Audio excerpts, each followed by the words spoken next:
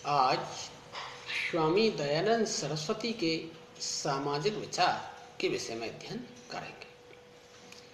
स्वामी दयानंद सरस्वती का आधुनिक भारतीय सामाजिक एवं राजनीतिक चिंतन में महत्वपूर्ण स्थान है। उन्होंने राजनीतिक, सामाजिक, धार्मिक, राष्ट्रवाद, शिक्षा आदि पर विचार दिए। समाज सुधार, धार्मिक आदि क्षेत्रों में सक्रिय रूप से कार्य किया।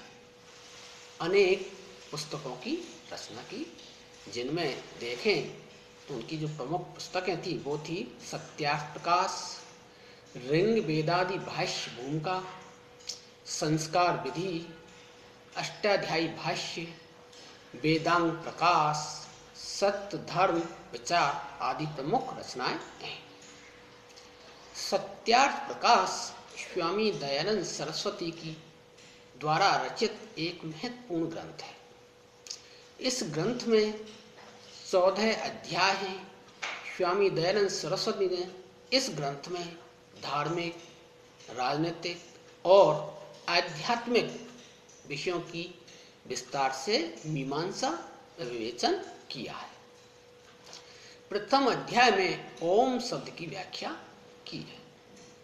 अन्य अध्यायों में उन्होंने प्रारंभिक शिक्षा, ब्रह्मचर्य, प्राणायाम, विवाह, गृहस्थ आश्रम, वानप्रस्थ और संन्यास धर्म के निर्धारक तत्व, शासन, राज्य परिषदें, कराधान, युद्ध, तटस्थता, न्याय एवं न्यायिक पद्धतियां, दंड, ईश्वर तथा वेद, एकेश्वरवाद, आत्मा की स्वतंत्रता, सृष्टि की रचना आदि का वर्णन किया है। और जो उनकी और पुस्तक है ऋग वेदादि भाष्य भूमिका में उन्होंने वेदों के महत्व के बारे में उल्लेख किया है और वेदों की विषय वस्तु की सरल व्याख्या की है। साथ ही उन्होंने वेदों के भाष्य तथा व्याख्या के लिए अपनाई जाने वाली पद्धतियों का स्पष्टीकरण किया है। अपने समस्त विचार और उपदेश वेदों पर आधारित किए हैं। उनका विचार था कि वेद सबसे प्राचीन तथा धर्म के मूल स्रोत हैं।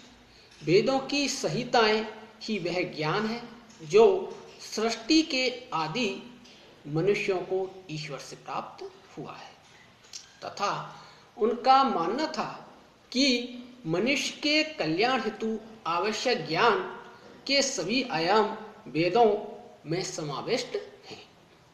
वेदों का अनुसरण करने से मनुष्य का कल्याण संभव है।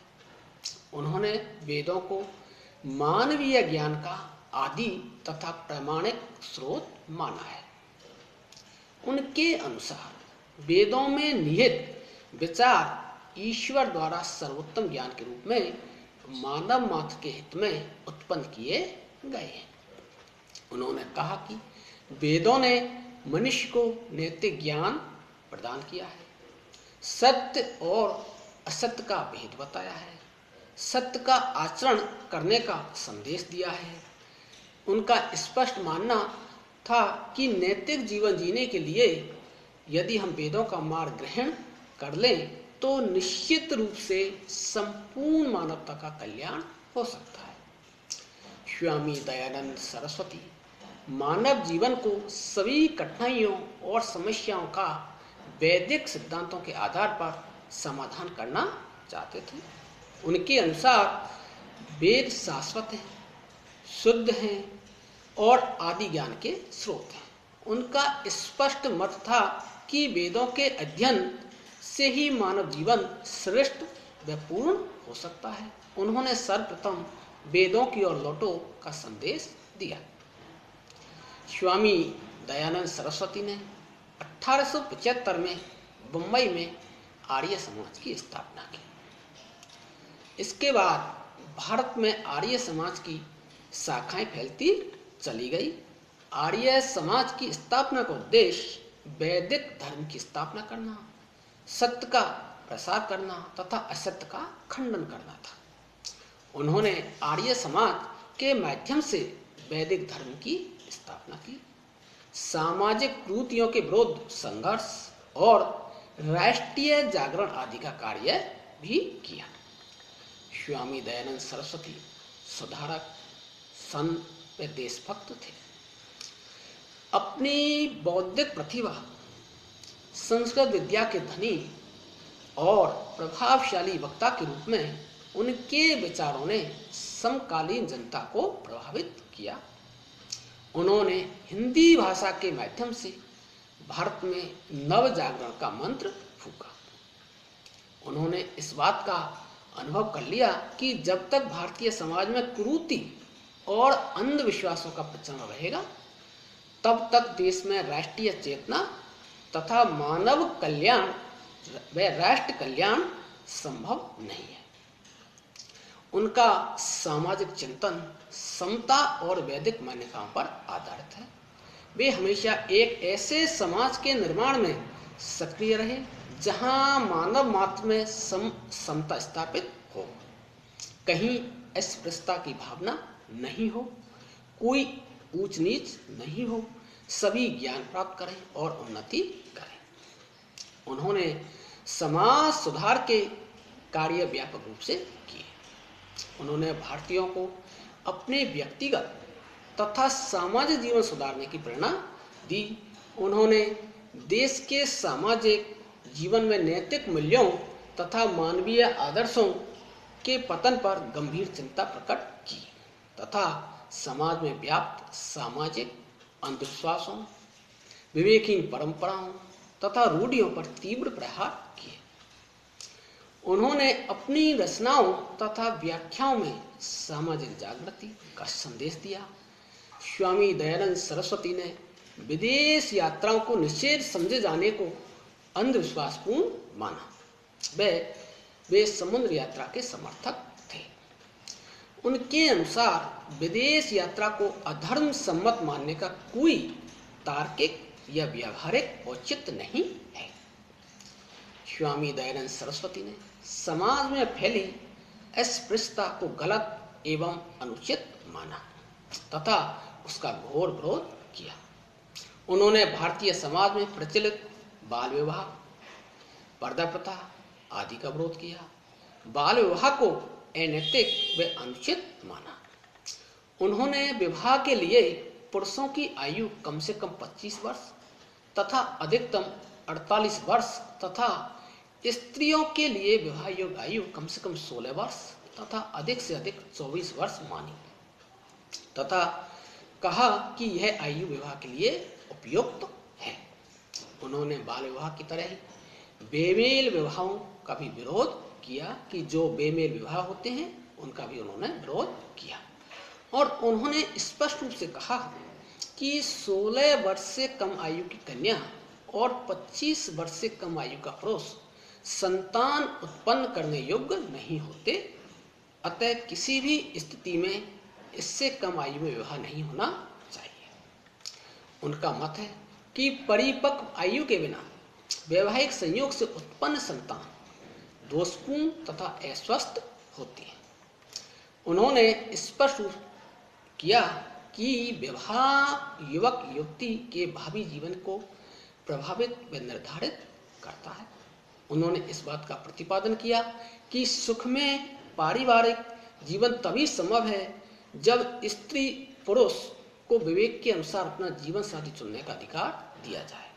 उन्होंने भारतीय समाज में प्रचलित बहुविवाह, सती प्रथा, विधवा विवाह निषेध, समुद्र यात्रा निषेध आदि सामाजिक कृतियों का विरोध किया। स्वामी दयानंद सरस्वती ने महिलाओं के प्रति प्रचलित भेदभाव का विरोध किया तथा स्त्री पुरुष की समानता पर बल दिया, नारी की गरिमा का प्रबल समर्थन किया तथा हिंदू समाज में प्रचलित इस विचार का खंडन किया कि स्त्री पुरुषों के समान नहीं होती है। उन्होंने वेदों में अन्य शास्त्रों की प्रमाणिक व्याख्याओं के द्वारा यह सिद्ध किया कि स्त्रियों की स्वतंत्रता के निषेध का कोई धार्मिक या शास्त्र सम्मत आधार नहीं है। उनका स्पष्ट विचार था कि जिस समाज में महिलाओं का सम्मान नहीं होता उसकी उन्नति नहीं हो सकती। उन्होंने पारिवारिक और सामाजिक जीवन में महिलाओं के प्रति प्रतिष्ठापूर्ण व सम्मानपूर्ण व्यवहार पर बल दिया। उन्होंने स्त्री पुरुष की मूलभूत समानता पर बल दिया। उन्होंने कहा कि महिला पुरुष दोनों को विवेक के अनुसार अपना जीवन साथी चुनने का अधिकार होना चाहिए। उन्होंने महिलाओं के सामाजिक जीवन पर लगे अनुचित प्रतिबंधों की निंदा की। स्वामी दयानंद सरस्वती ने महिला शिक्षा पर बहुत अधिक बल दिया। स्वामी दयानंद सरस्वती ने स्त्रियों के शिक्षा प्राप्त के अधिकार का प्रबल समर्थन किया। उन्होंने स्त्रियों को शिक्षा से वंचित किए जाने की परंपरा को समाज में प्रचलित विकृत की संज्ञा दी। कि उन्होंने समाज में परंपराएं थी उसमें प्रचलित विकृति की संज्ञा उन्होंने दी।